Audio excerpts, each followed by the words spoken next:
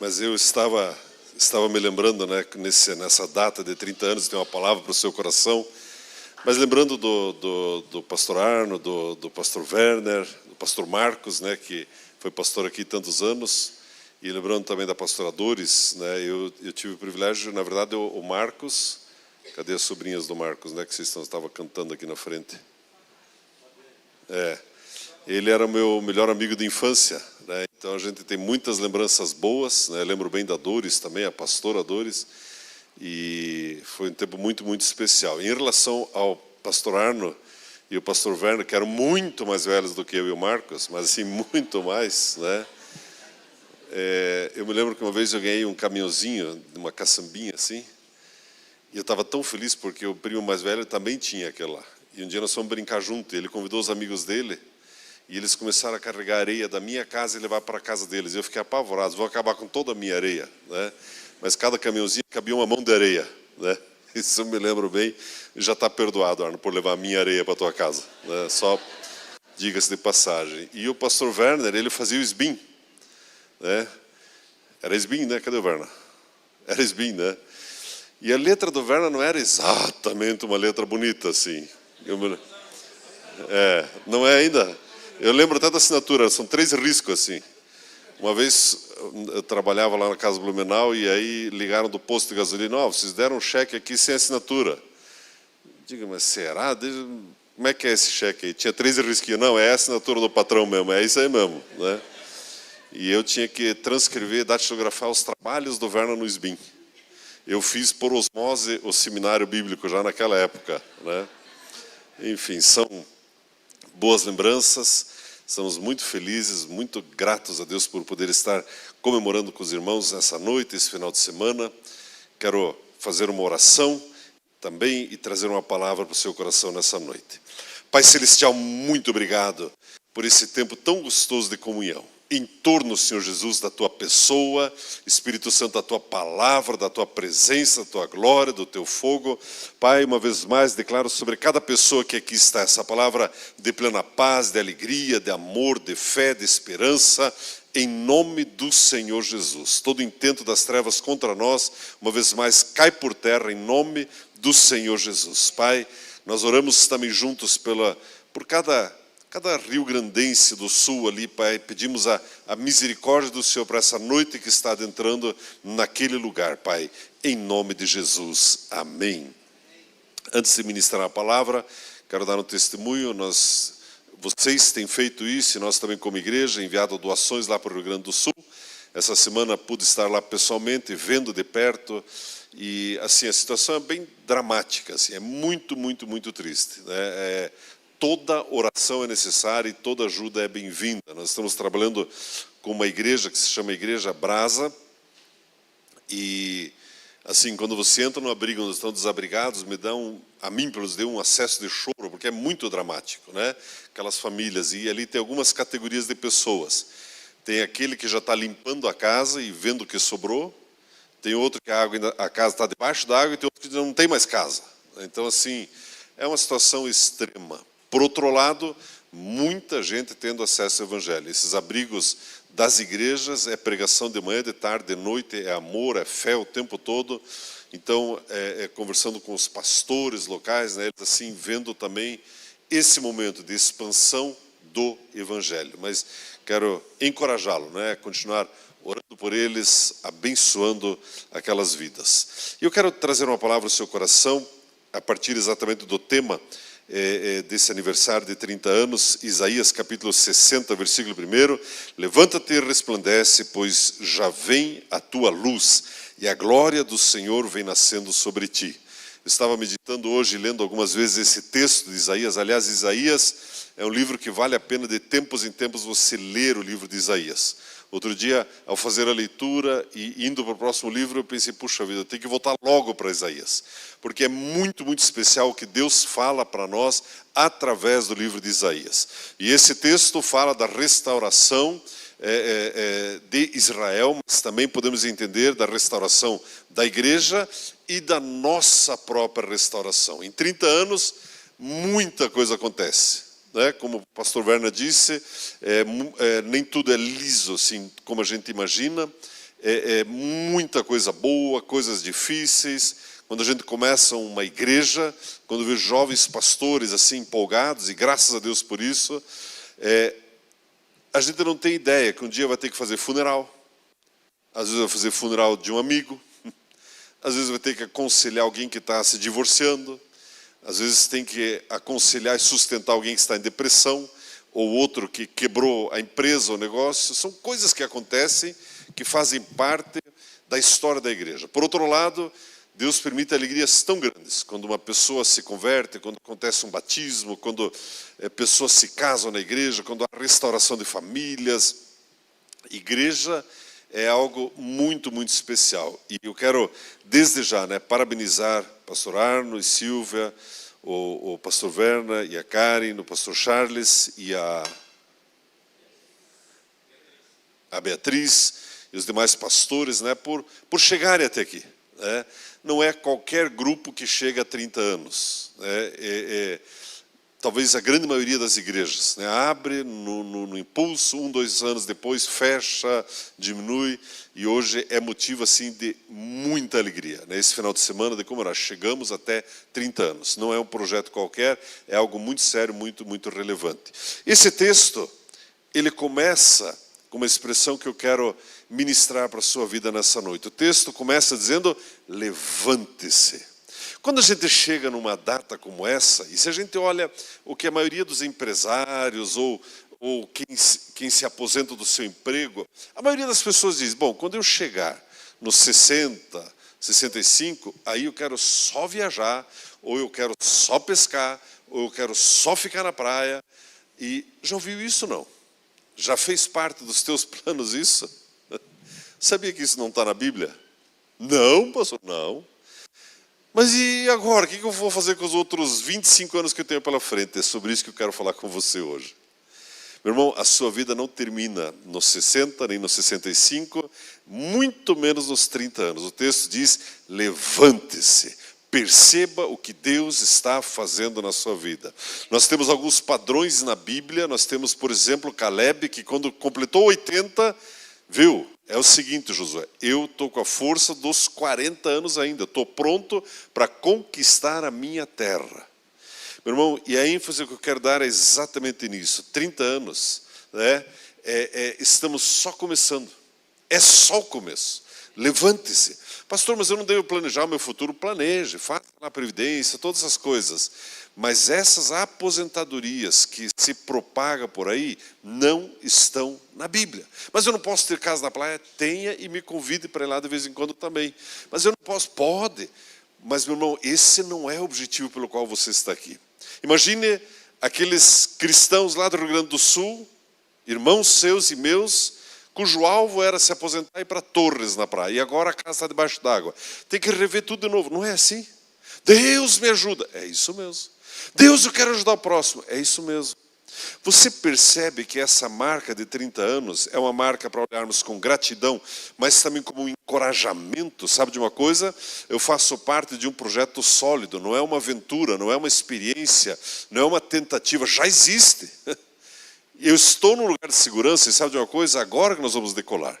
Eu me lembro do evangelista Rainer Bonke, quando ele já estava para lá dos 70 anos, e diziam para ele, pastor, o senhor não vai diminuir o ritmo? Olha a sua idade, olha a sua saúde. O senhor não vai diminuir o número de cruzadas que o senhor faz? E ele sempre dava a mesma resposta. Eles diziam para ele, o senhor não vai jogar golfe agora, como todo americano que se aposenta?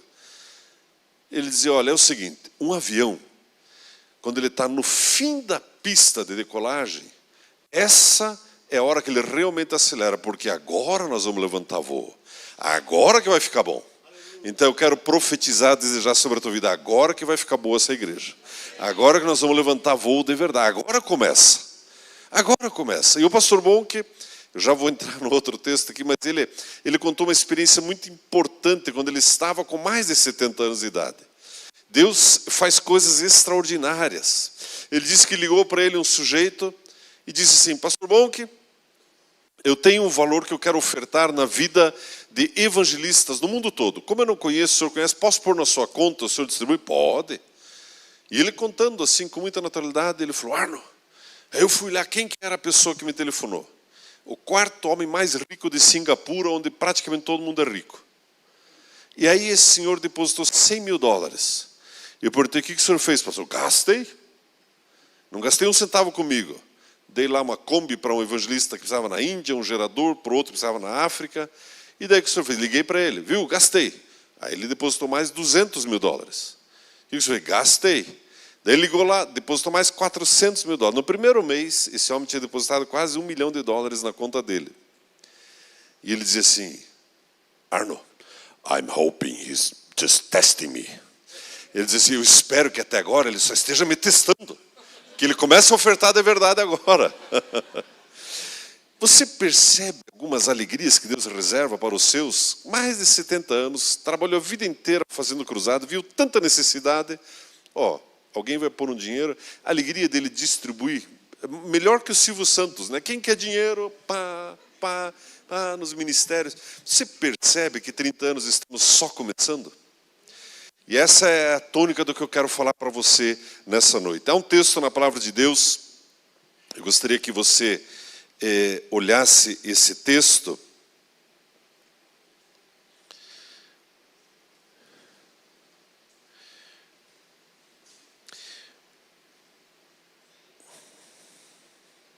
Cadê meu texto? 2 Samuel, capítulo 23, versículos 11 e 12. 2 Samuel, capítulo 23, versículos 11 e 12, a Bíblia diz assim: Depois deles, Samá, filho de Agé, o Ararita, quando os filisteus se ajuntaram em Eli, onde havia um pedaço de terra cheio de lentilhas, e o povo fugia de diante dos filisteus, pôs-se Samá no meio daquele terreno e o defendeu, e feriu os filisteus, e o Senhor efetuou grande livramento. A Bíblia Sagrada fala dos heróis de Deus, dos valentes de Deus, e nesse caso Samuel, os valentes de Davi.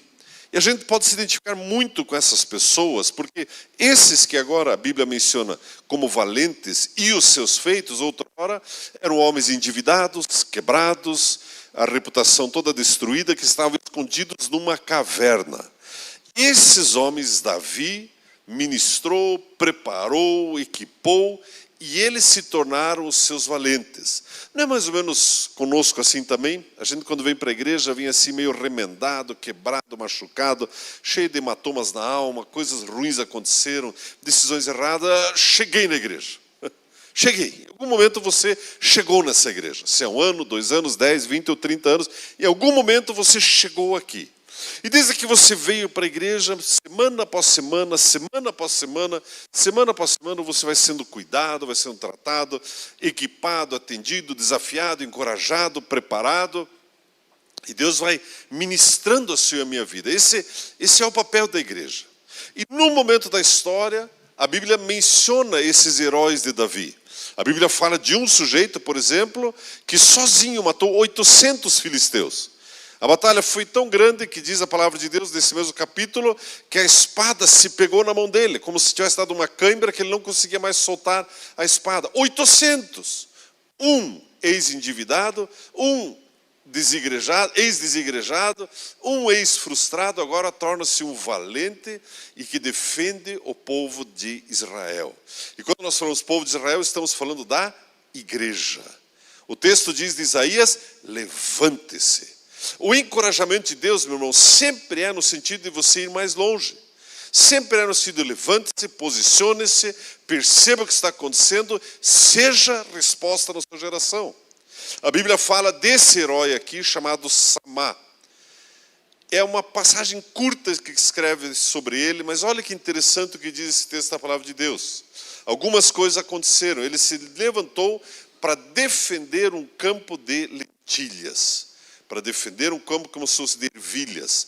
Lentilhas ou ervilhas fala de sustento, de comida. Algumas coisas acontecem nesse episódio, nesses 2 versículos, que muitas vezes se repetem na história da igreja. Algumas coisas vão se repetindo. Por exemplo, o texto, eu vou ler novamente, diz assim: Depois dele, Samá, filho de Agé, o Ararita, quando os filisteus se ajuntaram em Eli, onde havia um pedaço de terra cheio de lentilhas, e o povo fugia diante dos filisteus, pôs-se Samá no meio daquele terreno e o defendeu, e feriu os filisteus, e o Senhor efetuou grande livramento. Olha que interessante o que esse texto está falando. Primeiro, menciona a origem de Samá. Primeiro diz, esse moço, ele tem um pai, ele tem uma história. Você que pertence a essa igreja, você tem um pai. Você tem uma história. Você não é uma poeira cósmica solta no universo, né? E as coisas acontecem aleatoriamente na sua vida. Não, você tem uma história. Ontem o pastor Arno nos convidou aqui, não sei se podia falar, mas nem todo mundo foi convidado, mas eu acabei que eu fui convidado, achei louco de bom, né? Mas o Arno fez uma leitura da história da igreja, né? Tantas coisas que aconteceram ao longo de 30 anos, os lugares onde a igreja foi, as coisas boas que aconteceram, algumas coisas que não se concretizaram. Mas o texto diz, Samá, filho do Ararita Agé, você tem paternidade nessa casa. O pastor Werner, o pastor Arno, o pastor Charles, pensa num trio fiel a Deus. Não é verdade? Você olha para os três, é a mesma coisa de 30 anos atrás. Nem engordaram os três muito, eu dei uma engordadinha. Mas assim, acho que a letra do Werner, inclusive, continua a mesma. O Arno, não sei se brinca mais de caminhãozinho, e a infância do Charles, eu não sei como foi. Mas, assim, é uma marca de fidelidade. E isso para você e para a sua família é segurança. Sabe de uma coisa? Isso é um ambiente seguro, onde eu posso trazer meus filhos. É interessante que a Bíblia diz que esse homem esse Samá, filho de Agé, o Ararita, quando os filisteus se ajuntaram ali, meu irmão, ao longo desses 30 anos, e os próximos anos, sinto informá-lo, mas os filisteus continuam na lida contra nós. São tantos levantes das trevas, durante esse tempo todo, graças a Deus, meu irmão. Teve noites que você estava dormindo, você nem sabia, e esses três estavam orando por vocês. Eu quando falo dos três, também incluo os outros pastores, mas esses três para mim são, assim, os valentes aqui do Arno aqui, que eu conheço há tantos anos. Quantas noites você está dormindo e eles estão ali lidando com os filisteus? Eu até estava falando com o pastor Arno nessa noite, eu fiquei ali uma hora me batendo, e demônios, e não sei o quê. Eu levantei, fui no banheiro, me irritado, e mandei embora e fui dormir. Falei, não sei, Arno, se eu tinha que orar por alguém, ou se era conversa com o pastor Getúlio, que começamos a falar de batalha espiritual. Amanhã você pergunta para ele, Getúlio, o que você andou orando pelo Arno aí, né? Mas quantas vezes os filisteus se ajuntam, os inimigos, contra as nossas vidas, mas tem um pastor lá orando pela sua casa. Tem alguém orando por você. É toda a diferença. E a Bíblia diz que os filisteus se juntaram ali, onde havia um pedaço de terra cheio de lentilhas. O que significa isso, pastor? Esse pedaço de terra cheio de lentilhas, você e eu podemos ver como a nossa própria vida. Aquilo que Deus deu para você. Deus deu para cada um de nós uma herança. Seja ela o seu ministério, seja a sua empresa, seja o seu casamento, sua família, sua saúde. Deus deu para cada um de nós um campo de lentilhas. Alguma coisa para você cuidar. Alguma coisa para você defender. A tua casa, a tua família. Deus nos deu alguma coisa para cuidarmos. É interessante que os filisteus vêm apertando porque eles querem aquilo que Deus te deu. Quantas vezes o diabo já não quis o teu casamento? Quantas vezes ele já não quis a tua saúde? Quantas vezes você recebeu aquele diagnóstico? Agora não tem jeito. Agora, já era. Você daqui só para pior. Quantas vezes você ouviu palavras de derrota sobre o teu negócio? O quê? Esse negócio que você faz, imagina que isso vai dar certo. Quantas vezes o diabo quis aquilo que Deus te deu? Talvez um ministério, né, vendo as meninas dançando aqui, alguém ensaiou, alguém preparou, alguém fez os figurinos. Mas quantas vozes contra? Não, imagine, nunca vai dar certo. Não vão dançar, não vão conseguir. Não vai dar certo. Quantas vezes o diabo tentou roubar o seu e o meu campo de lentilhas? O seu ministério, um sonho que você tinha, algo que você faz na igreja, o teu negócio. E é interessante, meu irmão, que isso não muda. Quantas vezes o diabo se levantou com fúria para fechar essa igreja? Tem um demônio, o nome dele chama-se aluguel. Já viram esse sujeito, não? Tem lá em São José dos Pinhais também. É um demônio, não é verdade? É uma coisa esquisita, uma coisa assustadora, uma coisa pavorosa. E o diabo, de vez em quando, manda ele. Uma vez por mês ele manda. Aluguel. Aluguel. 30 anos, meu irmão, enfrentando esse cabra. Aluguel. Aluguel. Aluguel. E você, às vezes, nem lembrou de orar por isso, mas te asseguro que o Arno, o Werner e o Charles, quantas vezes o Charles chegou com o olho arregalado para o Arno? Arno, amanhã vem seu aluguel. Quantas vezes? Não é interessante? O diabo, ele faz de tudo para tirar aquilo que Deus te deu. E se ele tiver que levantar um demônio em forma de aluguel, ele vai levantar, ou de outras maneiras.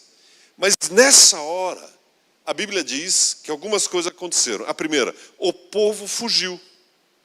Quanta gente desiste no meio do projeto, ou no começo, ou não avança. O povo, ele tende a fugir, mas o filho, o herdeiro, permanece.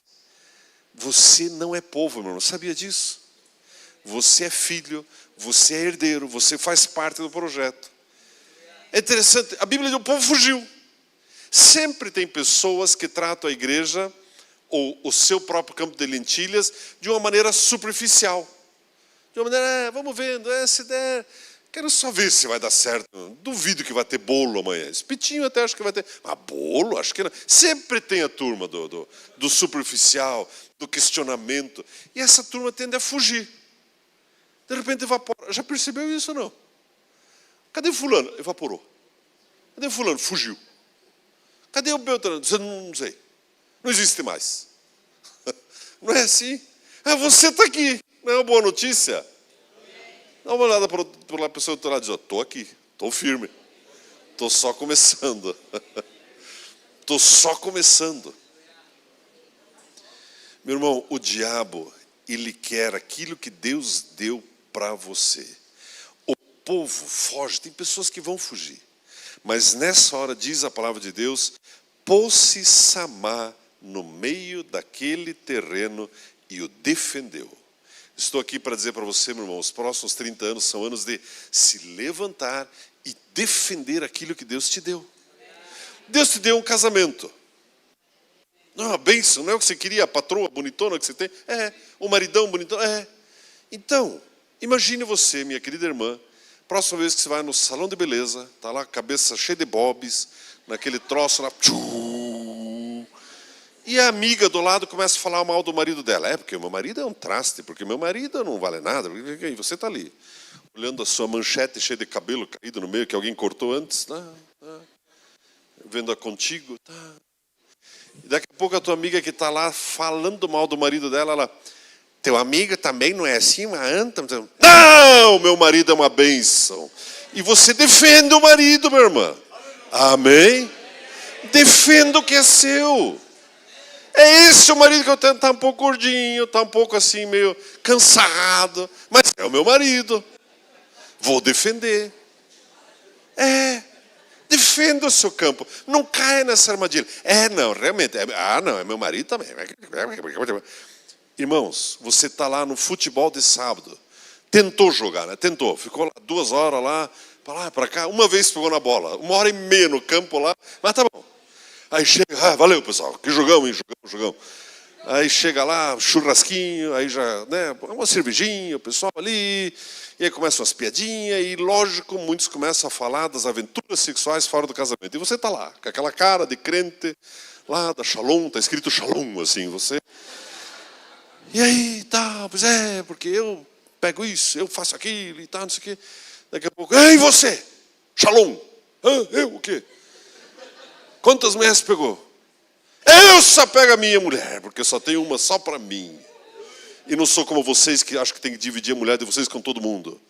Defenda a sua esposa, meu irmão. Amém, meu irmão? Valorize. Teu filho não está brigando com a tua esposa, tá? Sendo grosso, mal criado. Defenda a patroa, meu irmão. Vara não saiu de moda. Mas ele já tem 15 anos. Um pouco mais grossa a vara, pronto. Defenda o seu casamento. Defenda a sua casa. Agora, chega aquele momento, né? pós-festa, vamos falar mal do pastor da igreja. Não! Você defende o pastor da igreja. Você fala bem dele. Não é verdade? E o Samá está lá, enfrentando o filisteu. O filisteu que quer roubar a tua família, teu casamento, tua casa, teus filhos. E o Samá está lá, firme. Eu vou pedir um vídeo, vou passar rapidinho para vocês aqui. E vai ilustrar bem, minha irmã, o que você precisa fazer em relação aos seus filhos. Veninha, será que está aqui? Onde é que eu... aqui. Eu vou mandar para você, Arno, você passa para a produção lá.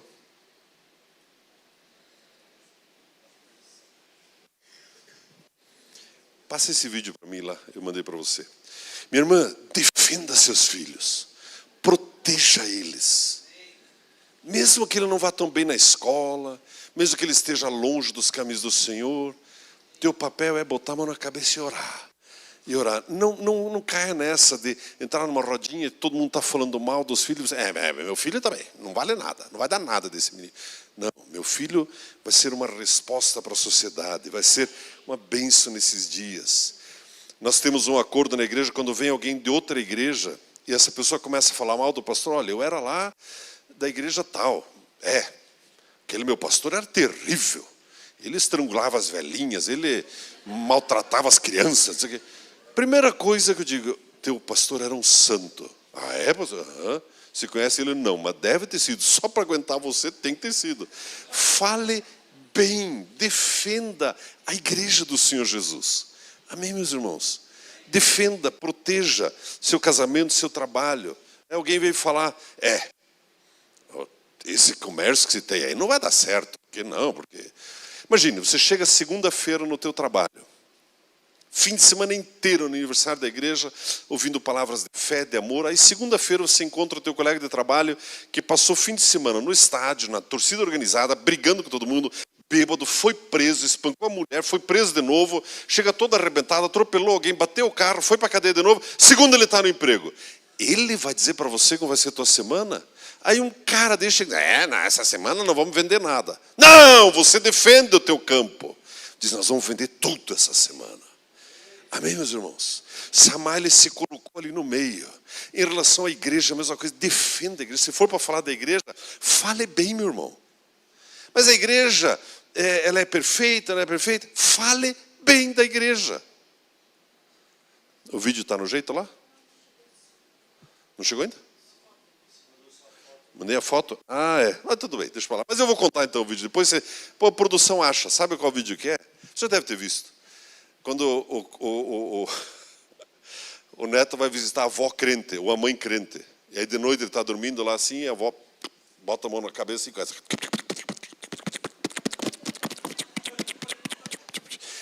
E fica orando, profetizando sobre a criança.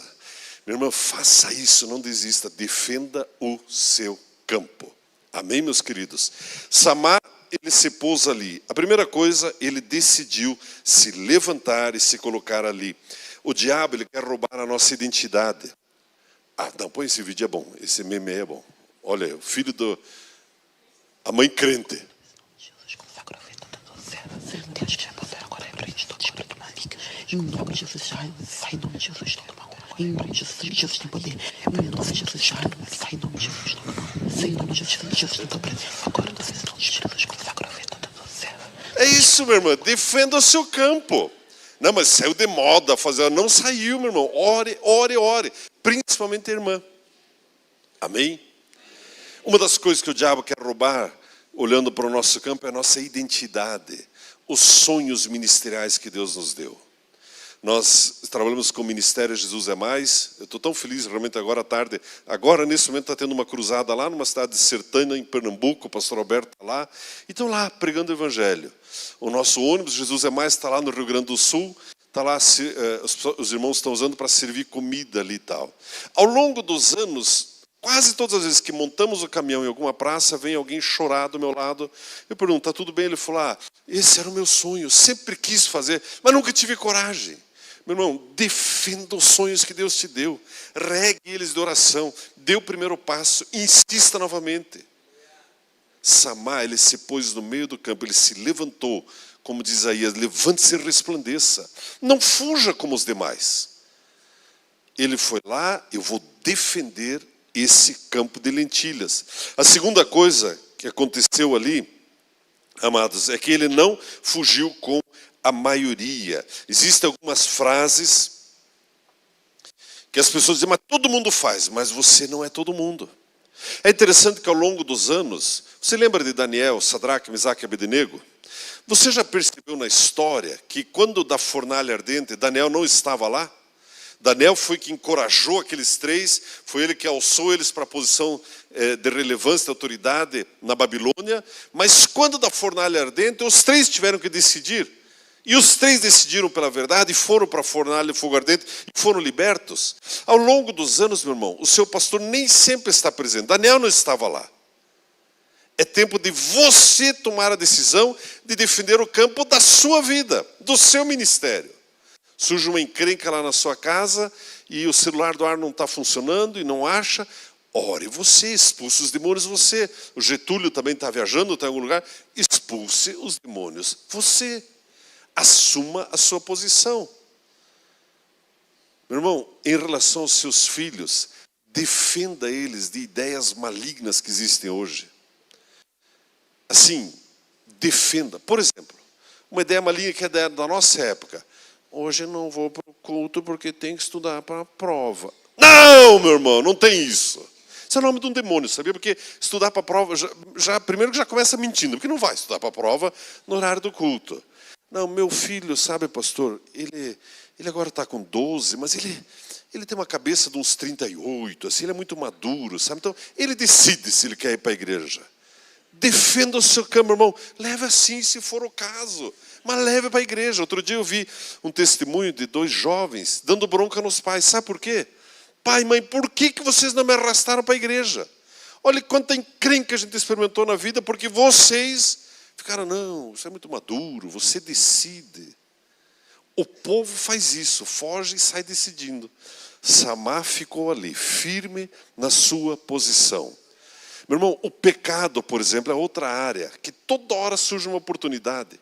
Se você trabalha no setor financeiro da tua empresa, ou no estoque, ou no setor de hambúrgueres do McDonald's, imagine, um hambúrguerzinho, quem que vai, o senhor McDonald's nem vai perceber que sumiu um, que vai para a minha barriguinha um por dia. Mas Deus vê essas coisas. Imagine você vai no falecido Circo Áurea, tiro ao alvo aquelas rolhas, aquelas espingardas assim, que a rolha gira toda assim, e você está mirando o Mirabel. Depois dá um Google para ver o que é o Mirabel. E você está lá naquela espingardinha que aquilo, só de pegar ali já gruda, porque os 30 antes de você que usaram estavam comendo bala 7 Belo, aquilo está tudo grudento assim. E aí você acertou o Minister. Dá um Google lá, é um cigarro. Aí o cara chega e diz, ó, tá aqui, ó, parabéns. Você não vai fumar só porque ganhou, você vai jogar fora. Defenda o seu campo. Eu vim comer Mirabel. Não vou fumar um cigarro. Não é assim, irmãos? Quanta gente. Ah, pois é. Eu estava na academia e apareceu essa moça sem roupa na minha frente. Mas eu vou fazer o quê? Estava aqui, todo mundo aqui e tal. Vai para outra máquina, irmão. Vai no banheiro com os pesos, fazer alguma coisa. Mas não fique lá. Defenda o seu campo. Uma outra coisa que aconteceu aqui muito interessante. A Bíblia diz, por exemplo, que Eleazar lutou com a espada. Mas a Bíblia não diz qual era a arma que Samá tinha para defender o campo dele. Não diz. Se era uma espada, se era uma lança, se era uma foice, um machado, um canivete, um estilingue, não diz. Mas com as armas que ele tinha, ele defendeu o seu campo. E isso acaba com qualquer desculpa. Ah, pastor, mas eu sou um crente novo, eu só conheço João 3,16. É suficiente para você proteger a tua casa. Lute com as armas que você já tem. Aquilo que Deus já te ensinou. O louvor que você já sabe. A oração que você já sabe. A batalha espiritual que você já sabe. As programações que tem na igreja, esteja lá. Lute com as armas que você já tem. Ah, eu entendi isso sobre o dízimo, então eu vou trabalhar isso. Eu entendi isso sobre louvor e adoração, então eu vou fazer dessa maneira. Amém, meus irmãos? A Bíblia não diz que a arma ele tinha, mas a Bíblia diz que com o que ele tinha, ele defendeu o seu campo de lentilha. Meu irmão, quando eu vejo 30 anos, eu vejo como uma plataforma de lançamento para coisas novas que virão. Levante-se, agora que é hora de resplandecer. Eu fico já olhando essa parede, já caindo para o lado ali, né? E o Eduardo que se vire para tirar o inquilino, não sei se tem aqui, vamos. A coisa vai andar, já está andando, já andou. Sobre essa questão, tem um senhor que ele é um fazendeiro, muitos de vocês conhecem ele. Ele é um menonita lá de Vitimarsum, e ele aos 14 anos de idade, ele fez uma oração. Ele eram dois irmãos, um era estudioso e o outro era preguiçoso para estudar. E o que não gostava de estudar, ele arrendou um pedacinho de terra escondido do pai dele, do vizinho. O pai dele queria matar ele.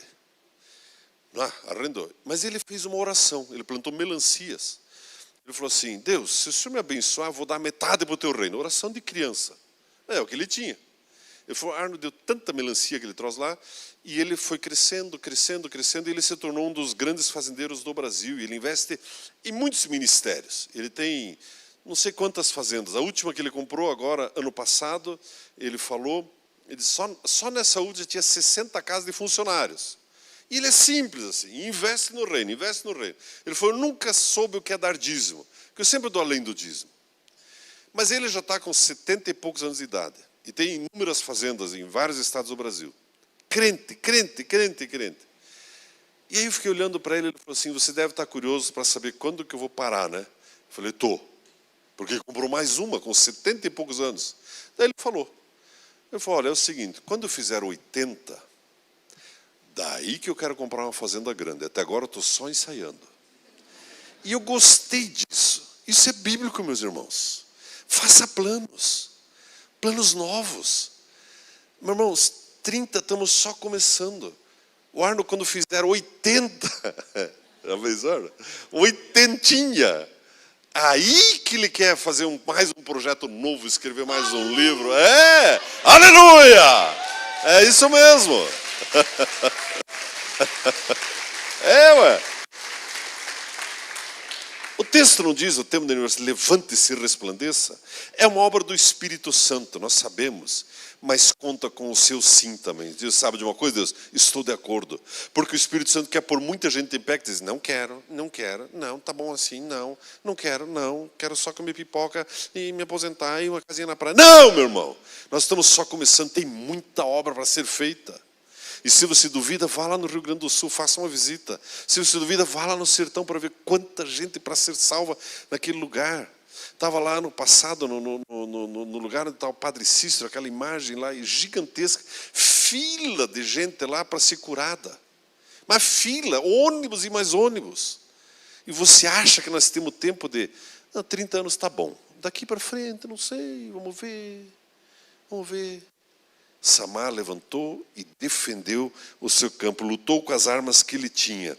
E por fim, diz a palavra de Deus, depois que ele se posicionou, não antes, depois que ele se posicionou, diz o texto, e feriu os filisteus, e o Senhor efetuou grande livramento. Meus irmãos, os grandes livramentos de Deus, eles se dão através de homens e mulheres que dizem, Senhor, estou aqui, pronto para assumir a minha posição de guarda. Aquilo que eu já recebi da parte do Senhor, eu vou usar para defender meu casamento, minha casa, minha família, minha igreja, meu ministério, aquilo que o Senhor nos deu. É isso que o Senhor nos deu, é isso que nós vamos defender. E aí a Bíblia diz que Deus efetuou um grande livramento. Meu irmão, esse é o papel da igreja. E nós estamos há séculos sobre a terra efetuando grandes livramentos para multidões. Pessoas que nem sequer sabem, nem sequer percebem, um dia vão perceber. Esse é o seu e o meu papel como cristãos. Sermos usados por Deus para efetuar grande livramento. Às vezes você olha para alguma coisa na sua vida, Deus, mas e agora? O que vai acontecer agora?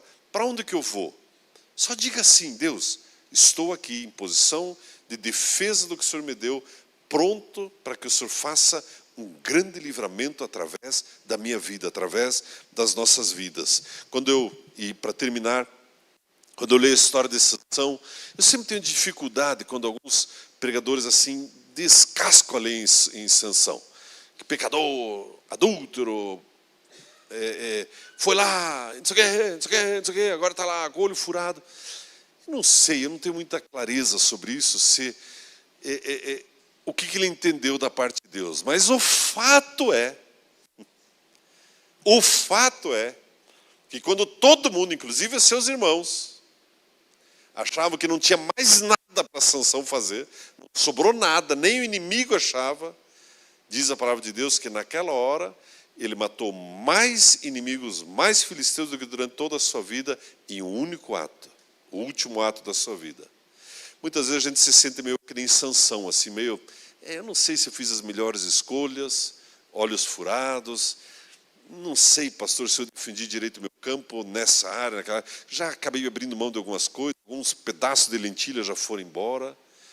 Sempre é tempo de dizer, assim como Sansão disse, Deus, uma vez mais, efetue um grande livramento através da minha vida. E eu quero encorajá-lo nessa noite a fazer essa oração comigo. Eu quero pedir que você fique em pé, por gentileza. E eu gostaria que nós orássemos juntos nesse sentido. Deus, quero que o Senhor opere livramentos através da minha vida. A minha vida precisa valer a pena. Você faz parte de um projeto sólido que é a igreja do Senhor Jesus. Pai Celestial, muito obrigado por essa noite, por esse tempo de comunhão. Obrigado por esse tema tão especial sobre levantar-se, sobre dispor-se novamente, sobre resplandecer a tua glória. Pai, eu sei que nessa hora homens e mulheres estão orando, dizendo, Deus, eis-me aqui novamente, eis-me aqui uma vez mais, eis-me aqui, Senhor, para me posicionar, defender o campo da minha casa, do meu casamento, da minha família, do meu trabalho, mas também do meu ministério. Torriqueira labaxeira labamas, torriqueira labamas. Tera labamas, torriqueira labamas. Deus já tem efetuado grandes livramentos através dessa igreja local. Mas é só o começo de uma nova onda de manifestação da glória de Deus através de você. Tera labachorriqueira labamas. O texto fala sobre resplandecer a luz. E a luz é o próprio Senhor Jesus. O próprio Senhor Jesus. O próprio Senhor Jesus. Espírito Santo, eu oro por essa palavra de encorajamento nessa noite. Pai, aquele que está se sentindo ainda cansado e talvez querendo desistir, querendo baixar a guarda, talvez olhando para trás, Deus, mas eu já falei tanto. Eu declaro a palavra de um novo ânimo, um novo começo na tua vida. Um novo começo, meu irmão. Deus é especialista em novos começos. Deus é especialista em novos começos. Andreas, vem aqui, conta um pouquinho aqui. Outro dia, o Andreas está pregando uma série lá em Curitiba sobre recomeços. E eu me lembro, pode ficar em pé que não vai demorar. Mas o Andreas deu um exemplo, eu vou pedir para ele contar, porque talvez eu não saiba exatamente. Como é que é a história do final da Segunda Guerra que você falou lá, Andreas? É assim, ao vivo e a cores, a gente pega sem combinar assim. Como é que foi aquela história daquele recomeço? Vem aqui.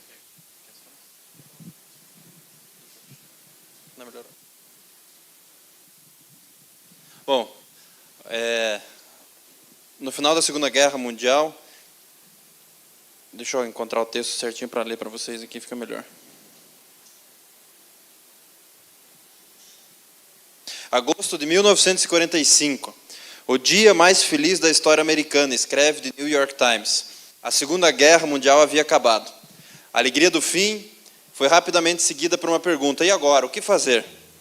16 milhões de americanos, 11% da população havia servido na guerra, e cerca de 8 milhões estavam fora do país no final da guerra. A idade média era de 23 anos.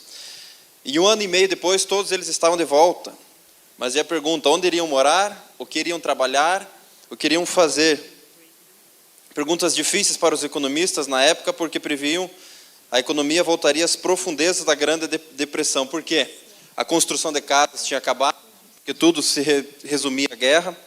Os empregos criados para a guerra não existiam mais, construção de navios, tanques, armas, e a taxa de casamento aumentou muito, porque os homens que voltaram da guerra não queriam mais voltar a morar com as mães, queriam casar. Isso preocupou os políticos, os economistas entregaram para o presidente Harry Truman, alertando o risco de um colapso nos próximos 4 anos. Exportação não existia mais, Europa e Japão, duas grandes economias, estavam destruídas, e as decisões ali foram importantíssimas para conseguir um recomeço. Eles mantiveram a taxa de juros baixa para que eles estimulassem o consumismo. Mas fato é que as decisões tomadas aqui tornaram os Estados Unidos a maior economia mundial. Então, as decisões que eu e você devemos tomar perante um recomeço são fundamentais. Era esse o texto. Eu lembro que você falou que eles decidiram facilitar a compra de carro, casa e ar-condicionado. E o Brasil se tornou, amém, que seja assim, né? Mas os Estados Unidos se tornou, obrigado, Andrés, o que se tornou. Meus irmãos, Deus é especialista em recomeços. Deus é especialista em recomeços, em defender novamente aquilo que Deus te deu.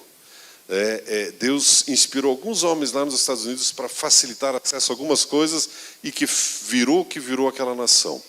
E eu gostaria de orar com você. Se você quer uma imposição de mãos, em especial você que com toda liberdade quer vir aqui, você que talvez, pastor, sabe de uma coisa, está meio difícil defender o meu campo sozinho. Eu senti, o meu braço está cansado, sofri algumas derrotas em casa, enquanto temos um louvor, eu vou pedir para os pastores virem aqui, e eu gostaria que nós orássemos, e depois eu devolvo para você, Arno. Estou já fazendo apelo, eu nem perguntei se eu podia, mas a gente orar, depois eu devolvo para você.